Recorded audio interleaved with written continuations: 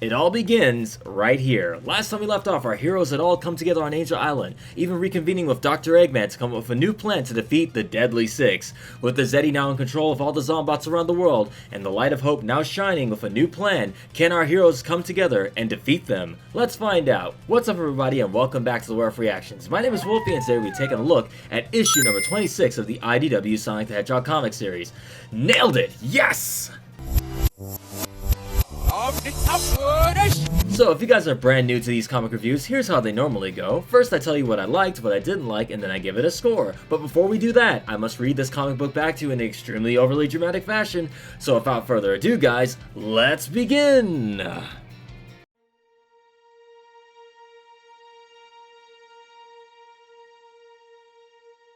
Angel Island, the last safe haven from the metal virus. We find our heroes and villains finalizing their plans to take down the Deadly Six. Bah! This isn't remotely up to my aesthetic standards. Let's focus on making sure it works and doesn't implode the island. Eureka! We have a functioning multi-portal generator. Wait, implode? That was a possibility? The Brainiacs got it working? Yeah, did you figure out who should take on each of the Deadly Six? Yup, I think. Ugh. I'm fine. Let's get everyone moving. You'll be splitting into teams where you can. Tails and Amy will take on Zomom. The dude is dumb as a brick. You two should be able to outwit him and take his Chaos Emerald, no problem. Espio and Knuckles, you get Zazz. The guy's a berserker. You two are the best trained fighters, so you should be able to overcome his brute strength. Nope. Wanna try that again, Knux? That would leave the Master Emerald with Eggman and Metal Sonic. As its guardian, I'm not going to do that. Everyone is going off on suicide missions. You're in no shape to fight. So, nope. Are you implying I double-cross you at this critical juncture? Yeah, I'm going with nope too. It's fine. Vector and Charmy face the horrors of the Zombots on their own.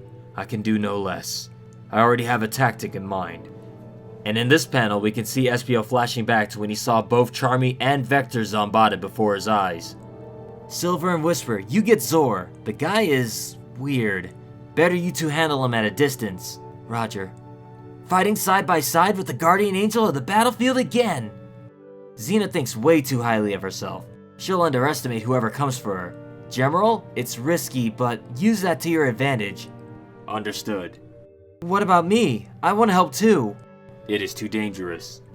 But you have proven to be very brave already. I will not, cannot lose you too. That leaves Zik to the Babylon Rogues. He may be tiny and old, but the dude is craftier than the rest of the Deadly Six combined. No, please. The three of us can handle Grandpa no problem. Yeah, and I ain't afraid to hit an old man. Stay classy. It will be up to Rouge to steal the final two Chaos Emeralds from Zavik and escape the face ship. Once you've all returned, Sonic will use the Chaos Emeralds to transform into Super Sonic and use the Warp Topaz to undo the metal virus. Unless he succumbs to the infection first. Don't sound so eager, your life is on the line too. Correct. Ergo, Tails, we need to build a treadmill for Sonic. My speed fights the infection more than the motion. Speed isn't doing it anymore, and I'm not risking you collapsing somewhere on this island and waking up a Zombot. And so, we're all prepared here. How are things on the face ship? Zavik's been asking a lot of questions, trying to figure out where Eggman escaped to. If we're going to make our move, it needs to be soon. This is everyone? It's a miracle we saved this many. There are more on the world below, but the Deadly Six are hunting them down as we speak. If we fail, you won't. But if worst comes to worst, I'll look after the survivors. You have my word. Back on the other side of the island, we see that Eggman and Tails have created a tiny treadmill for Sonic to run on. This should improve stability, leaving Sonic and Metal Sonic to have a not-so-heart-to-heart. You know, in a way, Eggman didn't get a chance to stay reformed. Starline put him back on that path. But you? You just had to go back to him, didn't you? You couldn't be like General or Omega. You just had to be a one-note jerk. Oh, did you really think neutralizing Metal would make him less of a threat? Well, yeah. He had nothing left to fight for and no way to fight. You may have neutralized his hardware, but his software demands battle and conquest. His sole desire from that point on would be to become dangerous again. We didn't think anyone would restore him though. And you were right. But you didn't know about Starlight. You didn't know about my glorious return, and look where that got you. Yeah, you were living happily and peacefully as Mr. Tinker. You were bringing joy to others. What a waste, right? When are you going to let that go? Not until you get a clue and come around, Doc. Don't get too high and mighty on me. You helped spread the metal virus after all. I wasn't the one dumping gallons of goop on people. No, but you have been fighting back the infection for quite a while. How much has it mutated from those failed attempts to run it off? How much did you spread it by hitting the other zombots? How many miles of infected grass did you cross? Or rather, cause? Oh, I get it. You're trying to get in my head. Not gonna work, Eggface. No, I've infected you with that little germ of doubt, and even when this is all over, you won't be able to shake it. My parting gift to you, rodent. We're going back to being enemies once this truce is over. Oh, we never stopped. Helping you is just convenient for me, that's all. And once again, there we go with IDW Eggman. He is way more sinister than his game counterpart, at least in these current issues anyway. Sowing the seeds of doubt in Sonic's head may be the most sinister thing that Eggman has done thus far. Back on the Eggman face ship. And there are no life signs at his hideouts. Nothing more than nesting flickies and rickies, new boss. Where did you go, Doctor? He wouldn't be so foolish as to hide in my own castle on Lost Hex. Ugh, where is he? Bring up a list of every location he's held a base. I don't care how remote or obscure. Right away, new boss. These are all on other planets. If he fled that far, how can I... Wait, what is Angel Island? Oh, a fascinating island. Shall I tell you all about it? It will take quite a while. Sorry to interrupt, but we've got an alert in the metal virus making thingy. If that's Sonic sabotaging my plans, I'll rip him in half. As Zavik leaves the room, Rouge comes dropping down. Wow, you work fast! You have to when you're out of time. Send Amy the latest coordinates of the Deadly Six. Tell her they need to attack now. Right away. How will you get the emerald from Zavik? I'm still weighing my options. Just keep playing along for now. Okay, I've got all the coordinates set. Wait! Let me adjust the portal apparatus and... Good luck, everyone. I wish I could come with you. And just like that, our heroes are off. Tails and Amy through one, Espio through another, Silver and Whisper through the third. The Babylon Rouge go through the fourth portal, and General says his goodbyes to Cream before jumping through his.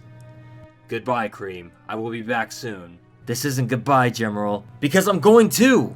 Before General can react, Cream leaps through the portal into Sunset City, with General close behind. Whoa, who's this brat? Miss Xena, my name is Cream and you're being very mean. Give us the Chaos Emerald right now. Us? You look very alone, little girl. As Xena waves her hand, we see that General has been put under her control. Vista view. Hey Zomom, long time no see. Huh? Oh, you're Sonic's friend with the weird tail. Yeah, sure. Listen, Zavik sent us to find you. Hey, Dad? That's right, he needs the Chaos Emerald back. If you give it to us, we'll take it to him for you. You won't even need to stop eating. No way! I've got Zombots bringing me food from all over! And you two already interrupted my post-lunch pre-dinner snack, so now I'm gonna squash you!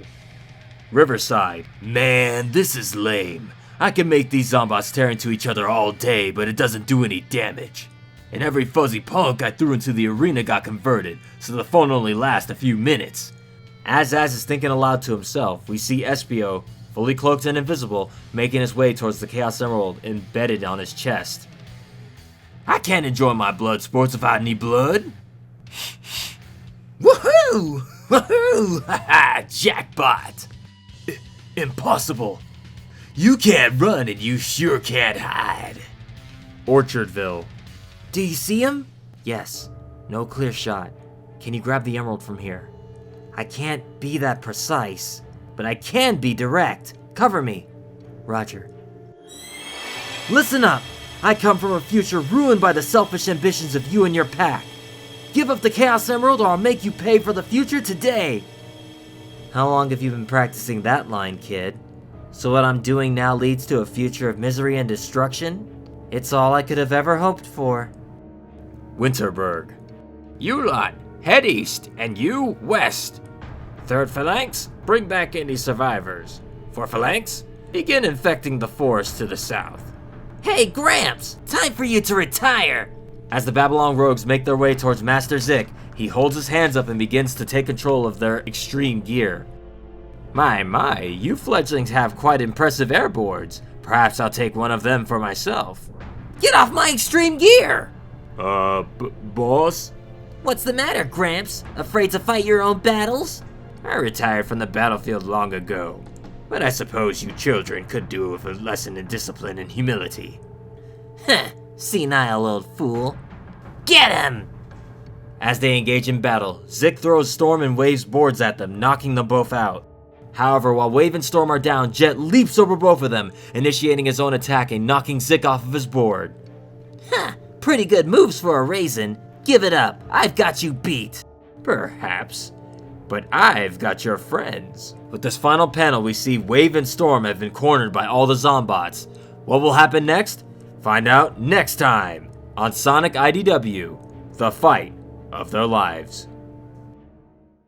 And that was issue number 26. So yeah, I'm gonna go ahead and leave this book open right here so I can flip through it as we talk about it, so we don't forget anything. So what I like about this one is, this one seemed more like a build-up. Like, the last one was like the formulating of the plan. This one is the build-up all the way to the finalizing and then the beginning of the execution of the plan to defeat the Deadly Six, to get the Chaos Emeralds back, to bring them back to Sonic, who will go Supersonic, use the Warp Topaz, and hopefully undo all this mess, if not make things worse. We don't know how that's going to end.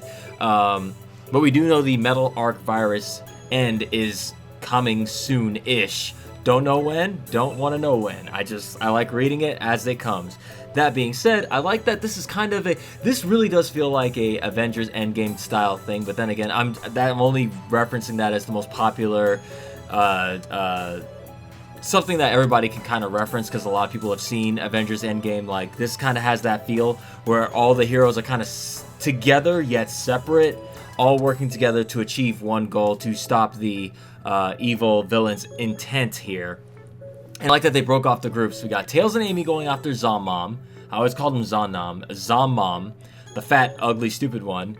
And we got Silver and Whisper, great team up by the way, going after Zor, the emo one, who I find actually entertaining. I find that Zeddy the most entertaining of all of them. Besides him and Zazz are the most entertaining for me, because if you're gonna be one note, be good in your one noteness. I feel Zor's emo-ness, like, he has a lot of funny lines actually in Lost World, I feel, about his whole bleak outlook on life. And Zazz is just entertaining in how crazy he is. Like, that's what I was expecting all the Deadly Six to act like, was to be crazy all the time. But anyway, I'm on a tangent. Anyway, sorry.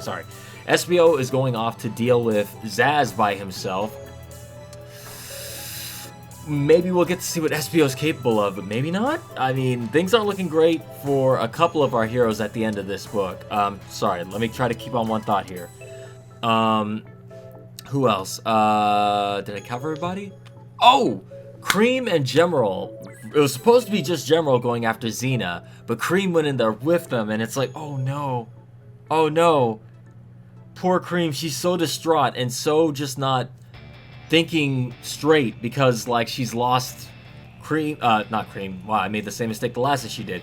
Cream has lost Cheese, Chocola, and her mother Vanilla. Like, she's lost a lot, and she's like, what, she's like the youngest, one of the youngest members, along with Charmy. So it's like, yeah, she's not gonna think rationally. I could see a 6-year-old or whatever, however old she is, jumping in that portal and trying to help, but it's like, she doesn't realize how dangerous this situation is. I don't think she truly comprehends it on the level that we're thinking of anyway. So Gemerald goes there, and I was thinking, I was like, man, you know what? Gemerald going there, because they're short-handed at the moment, it didn't really occur to me that Gemerald fighting Xena, even though we've seen in the past 2 issues even, it's been referenced and said many times that the Zeddy can control machines. And I didn't think about it until Gemerald was being controlled by Xena. I was like, wait a minute, this is a bad plan. There was no way this was going to work, unless Sonic's rationale for coming up with a plan for each team to go out after each character, after each respective Zeddy, was, oh, Xena's going to underestimate Gemerald coming after her, But I think what the intent was, okay, I might be reading too hard into this, but I'm trying to make sense of the plan of sending a robot after creatures who can control robots. My thought process was maybe General was supposed to drop in and get the jump on her before she could realize what's happening, before she could put him under control. But then, even at that point, if he were to surprise her and get the Chaos Emerald from her, she'd still be able to put him under. Even if she doesn't have the amplifying power of the Chaos Emerald, she could still control at least a couple of robots and maybe like a Zombot or two. I'd imagine she'd still put him under, so it's like, I'm curious what the plan was with General. I know it had to happen because we have to get the plot moving and certain things have to happen in the story. But that one, I don't know if I think that one was well thought out. That might be a complaint or maybe a nitpick of this book. That's the only real thing I can say I've seen in this book that was like, huh, that may not have been the best thought out plan. But the Babylon Rogue is going after Master Zik, the old guy, and Rouge the Bat. Boy, do I... Okay, hang on. And Rouge the Bat and... Rouge the Bat, Orbot, and Cubot working together in tandem to try to outsmart Zavik. And I love the dynamic they got there. I love that Orbot and Cubot, like, are still loyal to Eggman, and I like that they're able to, despite being the dumb henchmen types, you know, they're not as bad as Scratch and Grounder from Adventures of Sonic, but they're like... Orbot himself he's smart enough, like, to have the self-preservation thing of like, oh, I'm not gonna, I better act like I'm loyal to him or else he's gonna put me under. Cubot's not that smart, he's kind of slower on the uptake, but once Orbot kind of cued him in, he was like, oh, right, yeah, I know what to do. So them working with Rouge to try to outsmart Zavik is great, and I love the tension that was kind of building there. I was kind of doing like this, kind of biting my nails there a little bit when Zavik was like getting impatient. He was like, wait a minute, what's that Angel Island there? And I was like, oh god, he's gonna find out. And I like that Orbot tried to stall a little bit. He's like, yeah, I'll tell you all about it. It's a long story. But then Cubot, I think, had the idea of like, wait a minute, somebody's messing with something over there. And Zavik went and ran off. So yeah, bought them just enough time for Rouge to tell Amy to send a message. You need to attack now, because he has narrowed down the search, and he knows Angel Island is a thing now. We need to move now. So now everything has to jump like this. We have to get moving. Everybody has to get going. So there's that. I love that the plans all got initiated. I like that. Let me flip through real quick. Okay, so there's a little moment here in this book where Eggman and Sonic have a not-so-heart-to-heart, where Sonic kind of tries to talk to Metal Sonic, and as we all know, at this point, Metal Sonic this is loyal Metal Sonic. This is Metal Sonic that can't talk, who's 100% loyal to Dr. Eggman. But we see Sonic talking to him like, what are you doing, man? Like, why can't you be like the other robots that Eggman made? Why can't you be like Omega? Why can't you be like Gemerald? Even though Gemerald is technically not a Eggman fully created. Maybe he is. No, I think he is. Sonic Advance 3, I think they said he was like salvaged from Emerald from Sonic Battle on Game Boy Advance, but that's a whole nother thing, where it's like, and you know what the sad part is about that, about Omega and Gemerald? How those are the two known robots that have turned against Eggman. Everybody forgets about one particular robot that turned against Eggman, and that's our boy Gamma from Sonic Adventure, E102 Gamma. Yeah, it's like, man, it's really sad when you think about it that no other character besides Amy even knows of that character's existence, and even Amy didn't get to see his final moments. So, like, they kind of reference Gamma in Sonic Battle on Game Boy Advance, but like that wasn't Gamma. That was a clone of Gamma using the same shell. But yeah, it's like technically Gamma was the first, I believe, the first Eggman robot to rebel against him and kind of go against his orders and do his own thing. He died as a result, but happy ending, bittersweet. Man, Omega's a great story. Anyway, not Omega, Gamma, sorry. Tangent again. But yeah, I like that he referenced that Omega in general. How come you're not like... Why? You could have done something. You could have been anything. You could have broke off and done your own thing. And Eggman's like, haha, you know, he's programmed specifically to destroy. So no matter what you do, Metal Sonic will eventually come back around and try to do it again. So yeah, and I like that Sonic and Eggman kind of just... They're talking back and forth, and Sonic's kind of hinting at, like, yeah, you remember how you were Mr. Tinker, how you were helping people? Yeah, remember that? Yeah. And Eggman's like, yeah, sure, I remember doing that. But, you know, this is all your fault. And, you know, I like that Eggman is, even though they're on the same side at this point, their interests are mutual right now. They're trying to self-preserve, so they gotta work together. But even then, Eggman is still, in this iteration of Eggman, he's still evil enough to try to sow some seeds of doubt in Sonic's head, trying to get in his head a little bit while he's down. Like, it's literally him kicking the hero while he's down, because Sonic is, as we know, he's in no shape to fight anymore. Literally, he can't. He's barely able to hold on to hold back the virus. If you look at every panel he's in, no matter how much he's running, it's still staying on him now. It's not going away. So, if they don't hurry, if this plan does not come full circle or full swing, if this plan does not work, Sonic is going to turn very soon. Eggman knows this too. I like that he was smart to come up with a little treadmill for him. But I could have swore he had a treadmill, like a little makeshift ghetto treadmill that they made in the previous issue. He was kind of running on it, but memory might be a little weird there. But yeah, Rouge being the spy she is. I love that she has a major role. Finally, this is like the first Sonic story, in a long time besides Adventure 2. Guess she was kind of the catalyst of Team Dark and Sonic Heroes, but like it feels like she really hasn't had that much play, right? Like Rouge has not had a shining character moment, and I feel that's because she's always stuck to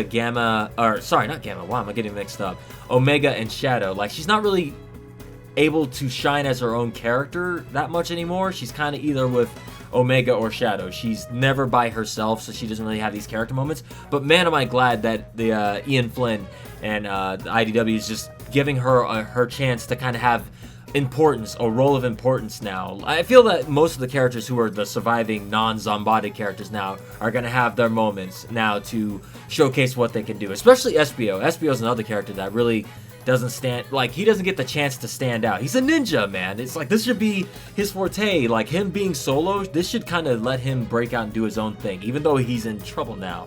That being said, trouble. The characters are in big trouble.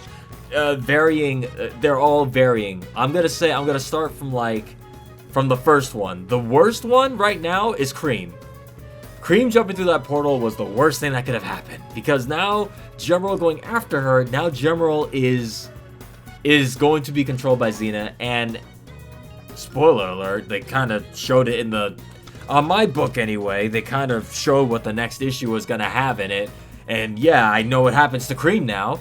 Thanks to that, but hey, I guess if they were gonna put it on the cover anyway, I guess I was gonna find out one way or another. But yeah, that's gonna get a really bad situation. I have no idea how Cream and Gemerald are going to escape from that situation. She has Gemerald under control, and Cream is... she's kind of defenseless without Cheese there, and yeah...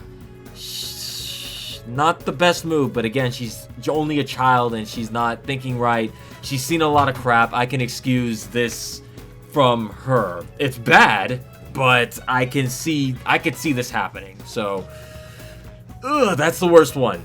The next worst one is probably Espio's situation. I'm gonna, he got dropped. Zazz not only sniffs him out, so I guess Zazz has a nose on that non-nose face of his, sniffs out Espio, catches him, drops him into this huge crowd of Zombots, violent Zombots because they're being controlled by Zazz. So Espio, as far as I know, does not have any abilities that allow him to hover or glide. So he's kind of on the ground now, and that's not good. The only way I could see him getting out of this is if he were to use his invisibility or whatever ninjutsus he may have under his sleeve. He needs to come up with something fast. But my prediction for Espio's situation, and this is just a shot in the dark, I'm gonna say that wasn't the real Espio. I'm hoping that wasn't the real Espio. I'm thinking maybe it was a elaborate clone, but the way it looks, that may not have been the case. I'm not sure if... Wait, can he make clones of himself? I'll put a correction down here for myself if he can make clones of himself, because I'm not remembering if he can do that. That seems like a general ninja thing. I guess it depends on the ninja lore and the ninja show, Naruto and all that. But yeah, it seems like that's a general ninja thing. You'd think he'd be able to do some sort of shadow clone thing. Maybe. Maybe that's the way he gets out of it. Maybe that was a trick. Maybe he actually I don't know. Anyway, I'm thinking too hard about it. Espio's in really bad straits. If he's down there surrounded by Zombots, I don't see a way for him to get out of there other than using all of his ninja stars, all of his techniques to get out of there. But he's still... Remember, the point is not to survive. It's to get the Chaos Emeralds. If he can't get the Chaos Emerald from Zazz, then it's going to get bad. Every character needs to succeed. And this is what I mean by it's getting bad. The next order, I think... the Babylon Rogues are definitely... next up in the this is kind of bad order. While Jet managed to actually beat Zik. Bravo, Jet, you did it. You are the legendary wave. You are the legendary Wind Rider. But yeah, Storm and Wave aren't also looking good either. And now they are surrounded. So now I think we're in a Mexican standoff situation where Zik now has control of the situation because what are you gonna do, Jet? Are you gonna sacrifice Wave and Storm to get the Chaos Emerald off me? Or what are you gonna do? Now, here's the thing. Will Jet make the hard decision, get the Chaos Emerald with good faith, with the faith that Sonic can undo this virus and hopefully save Wave and Storm? Or will Jet let his scumbag of a heart of gold heart shine through and save Storm and Wave at the cost of the mission? Or can he save them and still wind up getting the Chaos Emerald? We don't know. But it's your move, Jet. That's good. And then now we're kind of in the not so screwed territory, but still kind of doable. Amy and Tails with Zomom is not too bad right now. Honestly, there's no Zombots around. It's just them in that enclosed house. It's about to get bad if Zomom calls for the Zombots to come breaking through the house to attack Tails and Amy, but right now Tails and Amy have the jump on him. As tough as Zomom is, I think Tails and Amy should be able to either outsmart him and defeat him that way, or defeat him with, I don't know about brute force. They might not be able to brute force it. Amy's pretty strong and her hammer game is pretty strong too. And I'm pretty sure Tails brought some gadgets to hopefully beat Zomom if the situation went south, and it did. The plan looked like it might have worked, but Zomom is too stupid. And he's too concerned about actually eating rather than if Zavik did ask for the Chaos Emerald.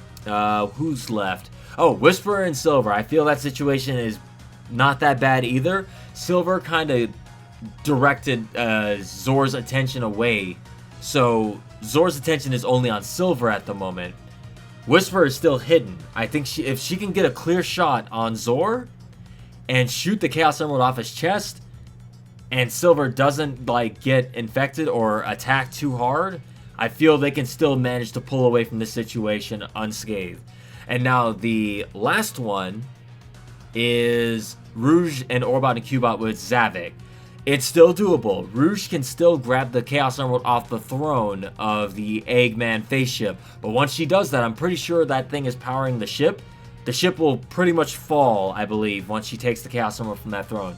If I remember, that's what it was hooked up like. I believe that's what the Chaos Emerald was hooked up for. They need at least one emerald in that giant Eggman throne to keep the face ship flying.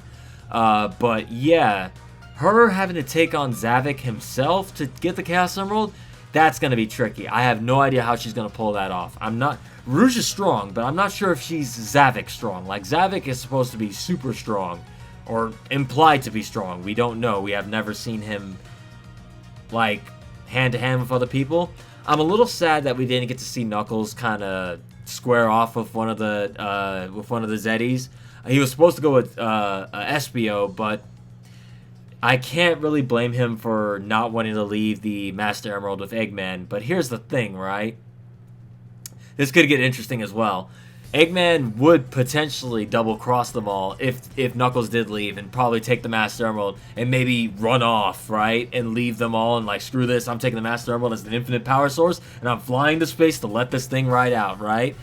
We don't know. Knuckles was actually kind of smart here. This is the one time I think him being stubborn actually paid off. But here's the thing.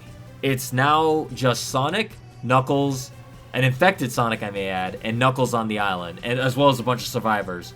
We now are with Eggman and Metal Sonic. Metal Sonic normally would not be much of a threat if Sonic wasn't fully infected. I'm not sure how Knuckles could square off against Metal Sonic if Eggman decides he wants to pull something. Pretty sure Knuckles can... I'm pretty sure he can handle himself against Metal Sonic fine. But yeah, having Knuckles there is definitely a very important. I imagine it's going to play some big part with whatever's about to happen if they wind up getting the Chaos Emeralds back or not. Here's hoping that they're able to pull that off because, yeah, this is situation not looking great for our heroes right now. Try to think, is there anything else? I like that Knuckles, despite not going there, also said, hey, if everything does go bad, you have my word, I'll take care of the survivors. I don't mind having survivors on my island, you know, but nobody touched my Master Emerald. But anything else? You know, I think I've covered everything. Yeah, the situation doesn't look that great, but I'm 100% certain our heroes, the only ones I'm really doubtful are going to be able to pull this off is Espio, unless he has a backup plan. General and Cream, I think that one is going to be the one that goes just the worst. Obviously, based on the cover of issue 27, which was shown in the next page of the last page of this comic. And the Babylon Rogues are in kind of dire straits right now. The plan was successful. They managed to get them all at once, so nobody was able to alert the other Zeddy of what's happening. But we shall see what happens in issue number 27, huh? Overall, this one was a lot of prep. I think in the next issues, we're going to get just straight action. Straight action and a lot of plot progression as things escalate further in issue 27. For this one, I think, like I said before, those are all the things I liked. I like that all the characters are finally getting moments to shine. I like that Sonic and Eggman had that kind of banter, though I already talked about that. And the only real negative thing I could say about the issue, and I rarely come up with negatives because the comics are pretty solid all around. I have no real complaints about the overall comics from number 1 all the way to 26. But the one thing I don't understand, besides the Shadow thing way back in issue 13, was it? Was it 13? What issue did Shadow get zombotted? But besides that, sending Gemerald to deal with a Zeddy might not have been the best idea. I am genuinely curious to see how that plan would have gone without a hitch if it hadn't had a hitch. I imagine Cream going there and alerting Xena, and then Xena seeing Gemerald behind her was like, oh yeah, just let me grab that robot real quick and I'm going to do what I do. I don't know. Other than that, I like it. Let's go ahead and rate this one. I will give this one overall a...